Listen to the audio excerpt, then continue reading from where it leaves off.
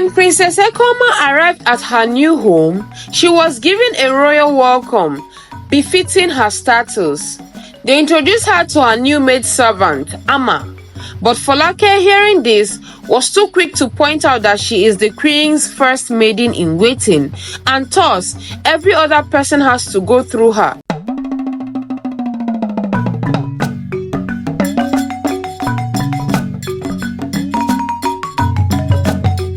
Once upon a time, in a beautiful kingdom where peace and justice reigned, there lived a beautiful princess named Ekeoma. Ekeoma was born to a wonderful king and queen who adored her so much. She was their pride and joy as a daughter, and so the king ensured that he provided all that she needed in the palace. She was a very nice and kind princess, and she was adored by all her subjects. Princess Ekeoma blossomed into a fine lady who was ready for marriage, and as such needed to get a suitable suitor. One day, she was having a nice conversation with the king, and the king told her that she would be a queen one day and will rule a kingdom. That in order to rule a kingdom as big as theirs, she needed to have enough patience and not to be too trusting, and ensure she investigates things well before making a concrete decision. She thanked her father for his advice and left for her room. When she got there, she met her personal maiden in waiting, Folake. Folake was a very beautiful maiden, though not from a well-to-do family, but you could tell she wished she had all the luxury in the world. Princess Ekeoma was very fond of her personal maiden in waiting and practically went wherever she wanted to go to with her. The princess would give Folake more money than she is usually paid so she could take to her family to ensure they are okay. Folake made sure she was the only maiden attending to the princess, as she did not want the princess to favor another maiden except her. One day, Prince Jide of Akala Kingdom came visiting their palace with the intention of marrying the princess. He showed so much interest in the princess, and the princess liked him too. There were no secrets between the princess and her maidservant, Folake, as she disclosed that she was so much interested in Prince Jide. And Folake smiled as she was happy that the princess is happy. Folake already knew that the princess would one day leave the palace, and she thought on how much she will miss her. And she thought to ask the princess to take her with her to her new home. She wondered if that would be possible, but she decided to keep it to herself till she is sure the princess accepts the prince's proposal. Then she can think of a means to talk to the princess. Princess Ekeoma and Prince Jide got to know themselves better, and with time they fell in love with each other. In no time, Prince Jide proposed marriage to Princess Ekeoma, and she accepted. They quickly set the ball in motion in planning for their wedding. Princess Ekeoma was over the moon in love with Prince Jide and couldn't wait to be his bride. During her final packing, Folake asked if she could go with the princess to her husband's house to resume as her maiden in waiting.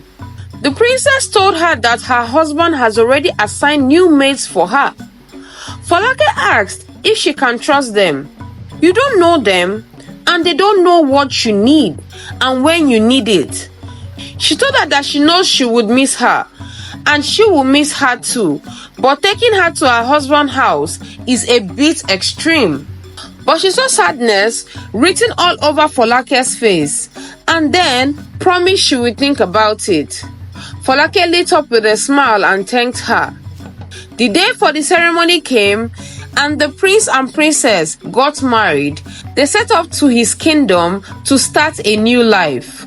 When Princess Ekeoma arrived at her new home, she was given a royal welcome, befitting her status. They introduced her to her new maidservant, Eoma.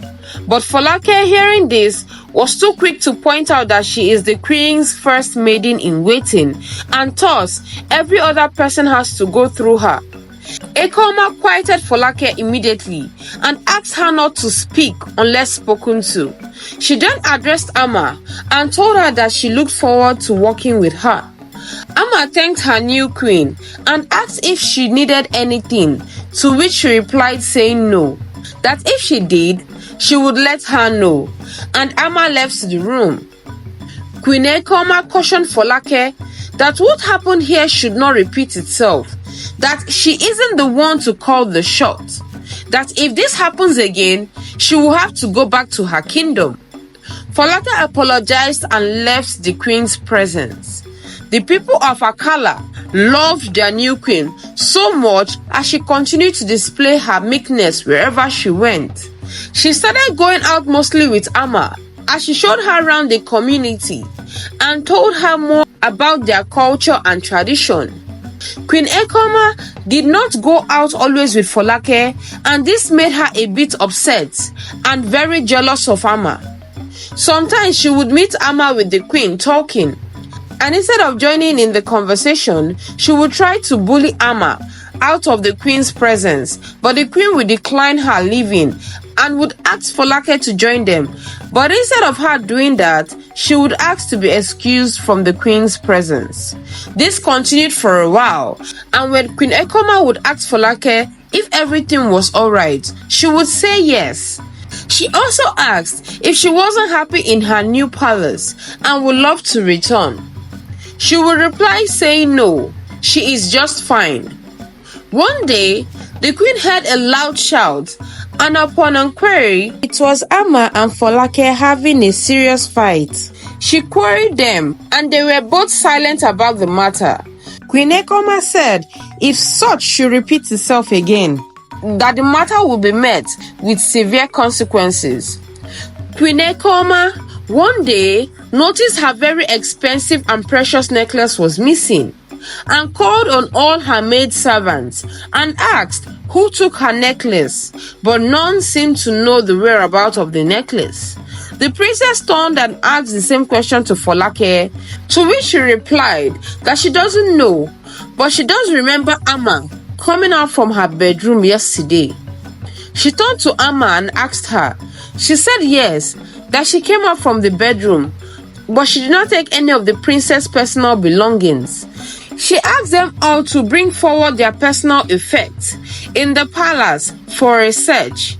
As the search was being conducted, the missing necklace was recovered in Ama's personal effects. The princess asked Ama how the necklace was found in her items, and Ama, who was in shock at this discovery with a surprised look on her face, said she doesn't know.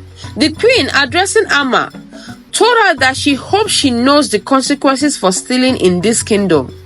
She says she knows that she has never taken what doesn't belong to her in her entire life, and she doesn't plan on starting now.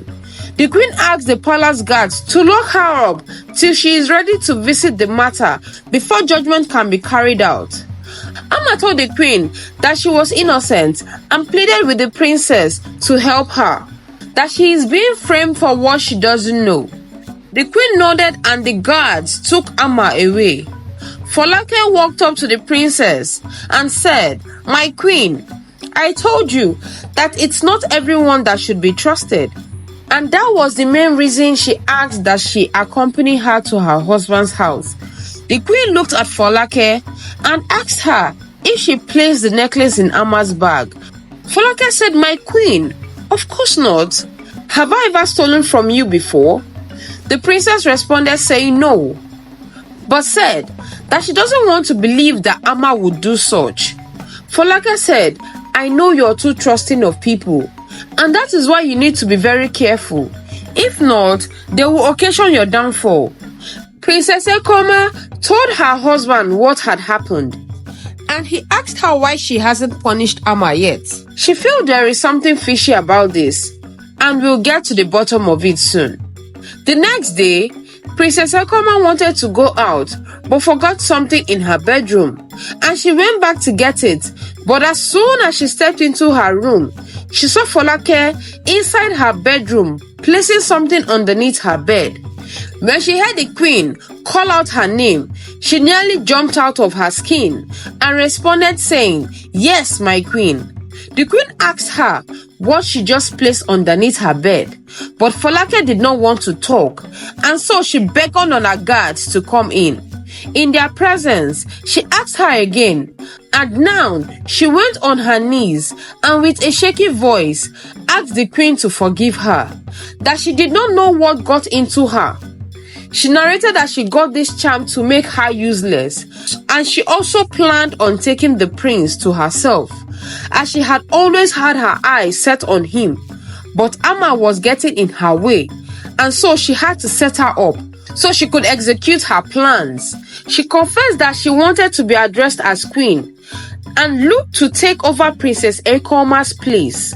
Princess Ekeoma was stunned and lacked words to say, as she was so heartbroken at these revelations. She instructed the guards to swap her with Ama and place her in prison. She would later tell the prince of her ordeal and wondered why a maid she took as almost her sister would plan such evil against her. The king of Akala Kingdom had Folake banished, never to return, though the punishment for the crime she committed was death. But the princess did not want that for her, and so she was sent away. Words quickly spread to her own kingdom of Folake's doing, and she was excommunicated thereto. She had no option than to go somewhere far away to start her life afresh, and she regretted her actions as she will never see her family again. The queen learned the hard way about trusting people, but it did not change how she treated people. The end. The lessons to be learned from this story is: do not betray people's trust, do not be envious of people, and always do your work diligently. Thank you so much for watching till the end. Please click on the subscribe button to support us, turn on the post notification to get notified when I upload a new story, like, share, and comment your thoughts. Till then, bye.